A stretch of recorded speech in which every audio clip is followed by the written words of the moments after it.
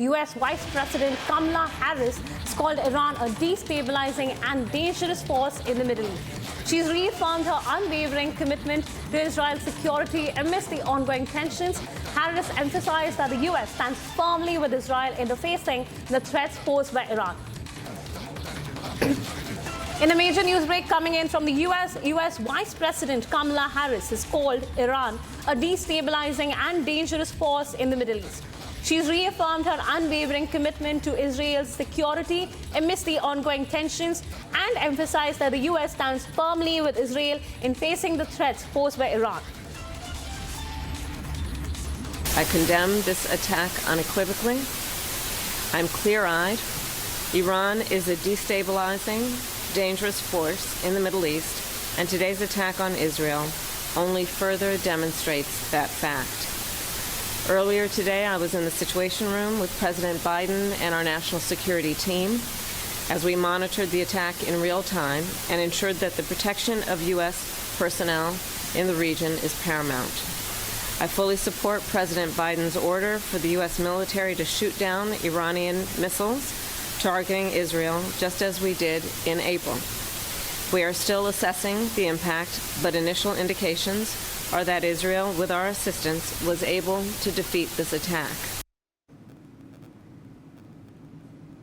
Mr. Mittal, could you also help us understand now that the U.S. is also intervening and with Kamala Harris also coming in support openly for Israel, how does that sort of push the regional politics further into, more conflict? Yeah, I think her comments are very interesting because, look, quite honestly, the Democrat Party while it has supported Israel, it has always included elements who have been more pro-Iran. President Obama tried to do a very important deal, the Iran deal, during his administration, and elements of the Obama foreign policy establishment are present in the Biden-Harris administration as well, who are much more prone to give Iran what it wants. In the first year, 2021, when they came into power, they gave Iran a lot of money. They allowed them to have more offensive capabilities.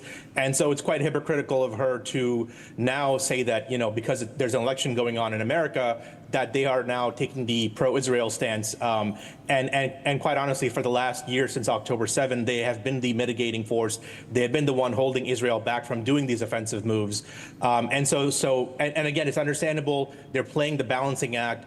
U.S. destroyers have taken down some ballistic missiles in Israel. I think any offensive strike that comes from Israel on Iran, if there is one that involves planes, whether it involves ballistic missiles, I think it's going to have to navigate the American side a lot deftly, because I don't think America or President Biden are going to be much more interested in having Israeli planes or Israeli missiles go through any areas that they control or any areas that they're going to be coming in contact with. So, for example, there are a lot of American troops in the Middle East and in Iraq and in other places. And so those areas are going to come under attack. Those areas are going to be much more dangerous for American troops there. So that is the concern that the Biden-Harris administration is going to have to balance against giving Israel free, weapons-free, hand in the Middle East at this moment. But like I said, I think Benjamin Netanyahu has shown that he's willing to defend his people.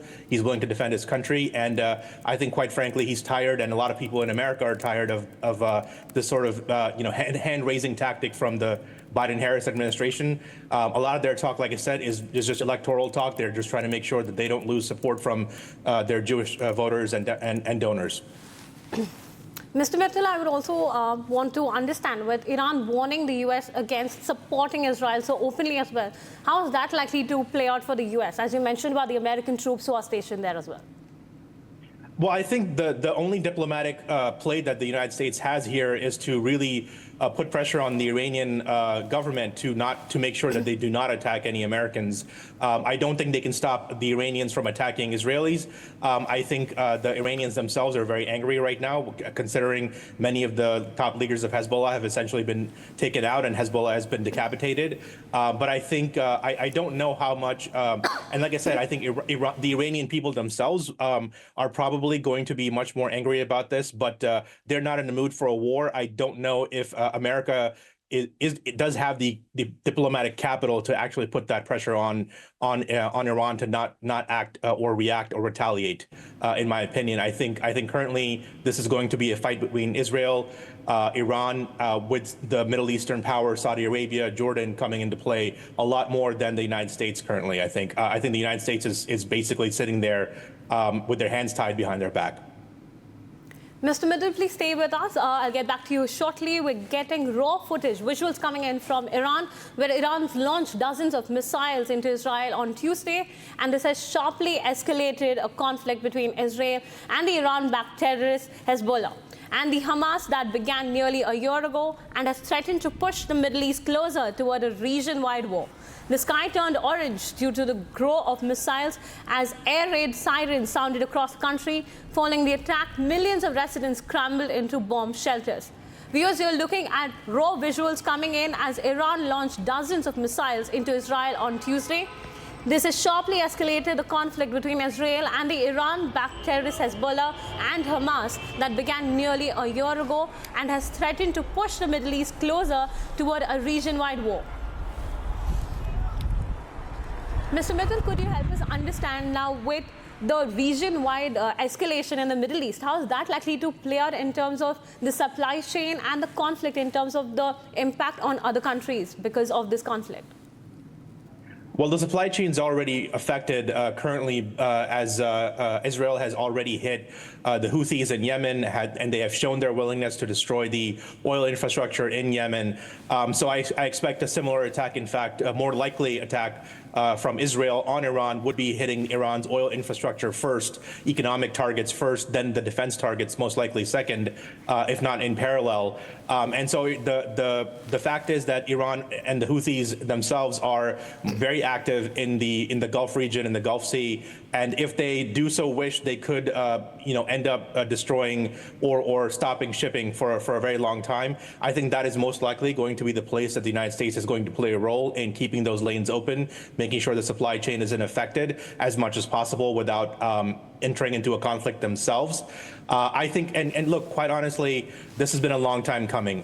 The Arab states have always been afraid of a belligerent Iran, a nuclear Iran, and I believe there have been many talks from the Arab states that Israel should simply take out the nuclear power, the nuclear capability of Iran, and then the Arab states would be, scot-free, basically, not have to do anything themselves. So I think they're still sitting back and watching what's going on. I think they're more likely the people who are going to be asking for peace. But right now, like I said, this is a fight between Israel and Iran, and God only knows where it goes because this is developing by the hour. Thank you so much, Mr. Mittal, for your insights as the Middle East is really brewing into a conflict zone with the regional war escalating day by day.